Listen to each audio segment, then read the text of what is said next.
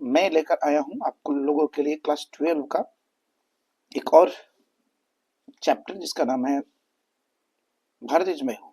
याद रखेंगे, Bharat is my home. मैं इस चैप्टर का आज ऑब्जेक्टिव कराने के लिए आया हूं आप लोग के पास, ठीक ना। उम्मीद है कि जैसा आप लोगों ने पिछला वीडियो को पसंद किया वैसे इस वीडियो को भी पसंद करेंगे और हमें वो उतना ही प्रोत्साहन करते रहेंगे और मैं आप लोग के लिए ये सारे मटेरियल फ्री में प्रोवाइड कराता रहूंगा, ठीक है। तो बात ज्यादा नहीं करते हैं, सबसे पहले हम भारत इज माई होम की बात हम कर लेते हैं। भारत में इज माई होम चैप्टर जो है वो किसका चैप्टर है आप लोग को पता है। ये चैप्टर है हमारे राइटर हैं जो कि पहले एक राष्ट्रपति बन चुके हैं, प्रेसिडेंट बन चुके हैं। उनका नाम है जाकिर हुसैन। याद रखेंगे, जाकिर हुसैन। यस, जाकिर हुसैन की बात है यहाँ पर, ठीक है। उन्हीं का ये चैप्टर है। तो देखते हैं हम लोग, पहला क्वेश्चन क्या कहता है। तो दोस्तों कह रहा है कि who is author of essay Bharat is my home. इसके राइटर कौन है, लेखक कौन है। बोल रहा है कि ऑथर कौन है, भारत इज माई होम के ऑथर कौन है। सवाल है यहाँ पर, इसका जवाब है कि गांधी जी, जाकिर हुसैन और जवाहरलाल नेहरू और रविंद्रनाथ टैगोर। तो सिंपल सी बात है कि यहाँ पर हम लोग जाकिर हुसैन की ही बात कर रहे हैं, तो जाकिर हुसैन की यहाँ पर नाम लिखा हो गया। जाकिर हुसैन ही इस चैप्टर के लेखक हैं।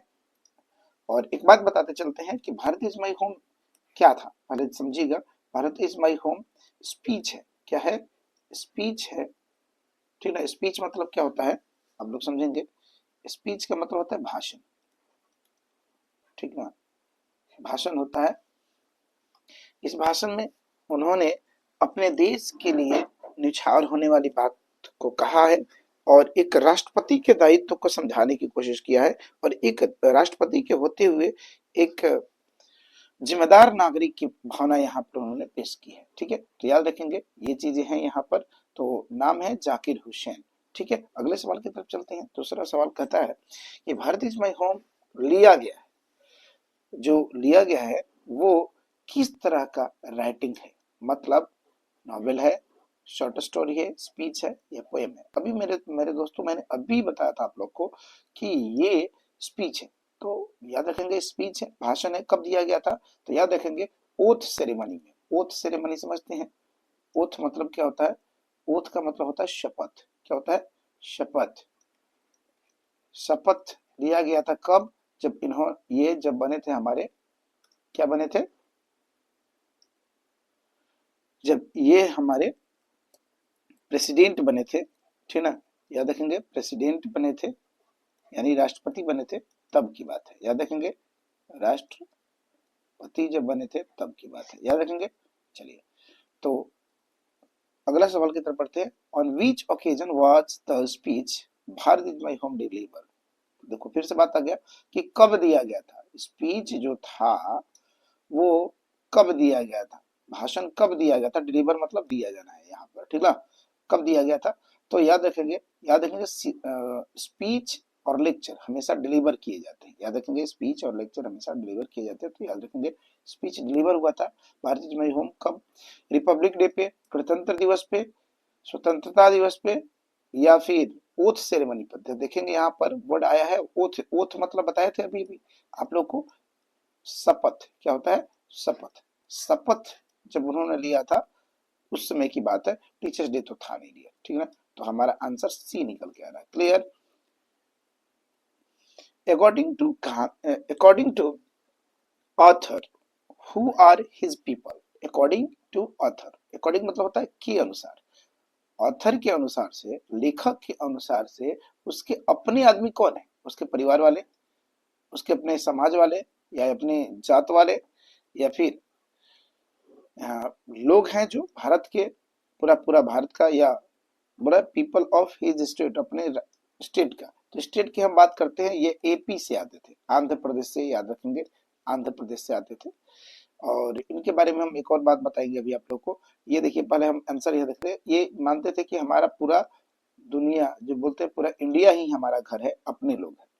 एपी से ये बात हम करते हैं, इससे पहले ये हमारे यहाँ गवर्नर रह चुके थे, याद रखेंगे, गवर्नर रह चुके थे, ठीक है, ये गवर्नर रह चुके थे, याद रखेंगे, ठीक है।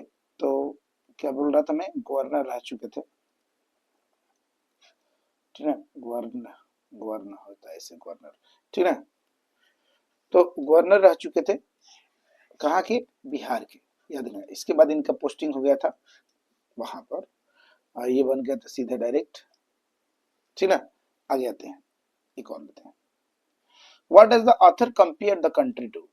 कंपेयर मतलब क्या होता है, कंपेयर करना बोलते हैं, तुलना करना, क्या होता है, तुलना करना, ठीक है, याद रखेंगे। तो बोल रहा है कि गार्डन से तुलना करते हैं, घर से तुलना करते हैं, मंदिर से तुलना करते हैं, या स्कूल से तुलना करते हैं। तो ये देश को अपने देश को तुलना करते हैं किससे, होम से, घर से, क्योंकि ये देश है, ये देश ही हमारा घर है, ठीक है। आगे चलते हैं। What is the main duty of the author as expressed his एसे?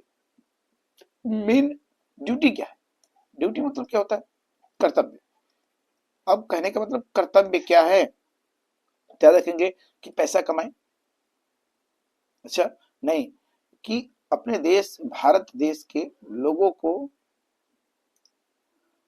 को क्या करें, हम सेवा करें, सर्विस दे, सर्व करें, या ट्रेवल वर्ल्ड करें, या दुनिया घूमें, और स्टडी फॉरेन कल्चर, या विदेशों की जो कल्चर है उसको पढ़ें। क्या मतलब था इनका, लिखने का मतलब, बताने का मतलब क्या था, तो इनका मतलब था क्या, कि हम अपने देश के लोगों की सेवा करें। लेकिन हमारे यहाँ तो घूमने का भी रिवाज चला हुआ है, देखेंगे आगे। What does the author mean by calling Bharat is home? देखेंगे, भारत इज होम बोलेंगे वो कैसे, इसका मतलब क्या है, ऑथर का मतलब क्या है कि भारत उसका घर है, it is a place holiday, business holiday, या फिर इसको देखेंगे belong to whole India and must care of it, ये होता है। मतलब क्या है कि वो भारत से जुड़े हुए हैं और पूरा भारत उनका है, इसका ख्याल रखना उनका कर्तव्य है, ये मतलब होना चाहिए, ठीक है। अगला, which value is most emphasise in this essay? सबसे ज्यादा बढ़ा चढ़ा के बातें जो किया गया है वो कौन सी बातें करने की कोशिश की गई है, तो याद रखिए, कंपटीशन की तो भावना है नहीं, सर्विस एंड रिस्पॉन्सिबिलिटी सोच सकते हैं, वेल्थ एंड सक्सेस, खूब पैसा हो, खूब जिंदगी में सक्सेस हो, ऐसा कुछ कहानी नहीं है, पावर अथॉरिटी दिखाने का नहीं, आजकल नेताओं में चल रहा है पावर अथॉरिटी दिखाते हैं थोड़ा सा, ठीक ना। या देखेंगे तो यहाँ पर हमारा क्या निकल कर रहा है, सर्विस, सर्विस एंड रिस्पॉन्सिबिलिटी जो है यही हमारे लिए है उनके अनुसार से, ठीक है। According to author education should mainly help a person, बोल रहा है पढ़ाई क्या कर सकता है, एक इंसान को कैसे मदद कर सकता है, केवल नौकरी लेने में, get a high paying job, खूब पैसा मिलने वाला जॉब हो, या serve the country and society, समाज की सेवा करने में, या अपने देश की सेवा करने में, या विदेश में सेटल हो जाने में, या बहुत बड़ा फेमस हो जाने पे। तो याद रखेंगे फेमस होने से कुछ नहीं होता, ठीक है, चाहे कितना भी बड़े हो, यहाँ पर हम सर्विस जो बोलते हैं, और सर्व करने, सेवा करना चाहिए हमें देश की, और देश तभी बनेगा अच्छा जब तक यहाँ के लोग होंगे विशेष। आते हैं, What feeling does the author want to develop among the citizen? लोगों में क्या चीज, क्या चाहता है लेखक विकास करना, लोगों के अंदर क्या डर की भावना लाना चाहता है, जेलसी की भावना लाना चाहता है, जेलसी मतलब जलन की भावना लाना चाहता है, या एकता का सेंस ऑफ यूनिटी, एकता का और एक दूसरे से जुड़ने की भावना लाना चाहता है, या सुपरियोरिटी ओवर अदर्स, या दूसरे के ऊपर अपना हक जमाना चाहता है। तो याद रखेंगे sense of unity and belongings, ठीक है। ये सारे सवाल आए हुए हैं पहले प्रीवियस ईयर के क्वेश्चन में, ठीक है। तो उम्मीद है कि आप लोग इसको अच्छे से समझेंगे, क्योंकि एक चीज यहाँ बताते चलेंगे आप लोग को, क्योंकि पेपर जो आएगा आपका, जो पेपर आएगा वो पेपर में कहीं हिंदी नहीं रहेगा, याद रखेंगे हिंदी नहीं रहेगा। तो याद रखेंगे कि ये आप यहाँ पर समझेंगे, जितना हो सके उतना बार रिपीट कर लेंगे, देख लेंगे, आपको देखते देखते आदत हो जाएगा। देखो पहली बार जब पढ़ने बैठोगे ना तो आपको लगेगा कि ये किसी काम का नहीं है मेरे, लेकिन धीरे धीरे धीरे रोज देखोगे, समझोगे, तो ऑटोमेटिक आपको कुछ वर्ड ऐसे मिल जाएंगे जो आपको समझ में आने लगेंगे, और आपको आंसर नहीं देखना क्योंकि इंग्लिश देखना है। और इसमें देखो जब तक आपको समझ में नहीं आएगा, समझ में तक इसका ट्रांसलेशन नहीं करना है, याद रखना, ट्रांसलेशन नहीं करना है, छोटे छोटे बात हमको करना है, ठीक है।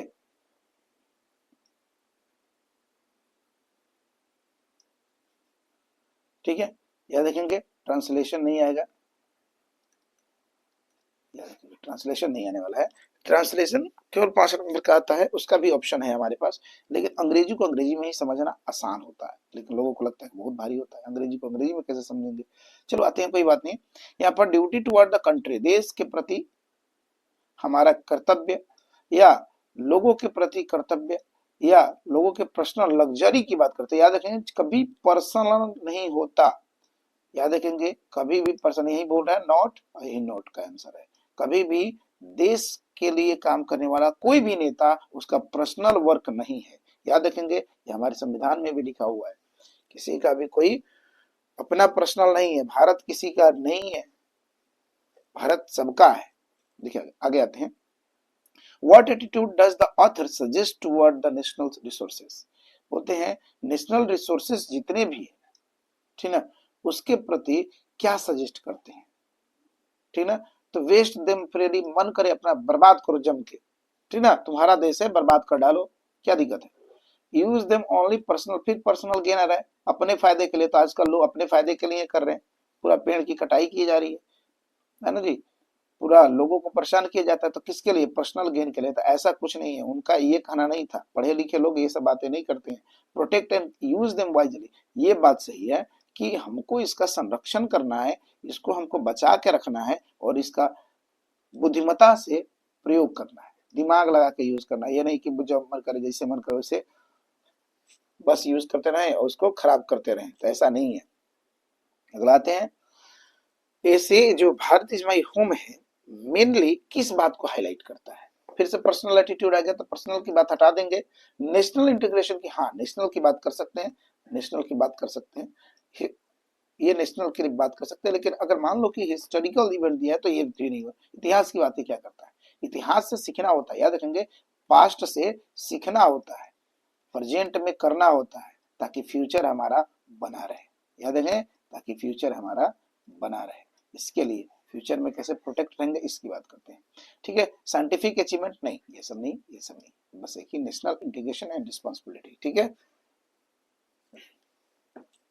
What does the author feel about the future of India, कैसा सोचता है भाई, ऑथर कैसा सोचता है, होपलेस हो जाता है, नहीं नहीं भारत का कुछ नहीं हो सकता है, ऐसा कुछ नहीं है, भारत में बहुत कुछ हो सकता है, बस करने की निष्ठा होनी चाहिए।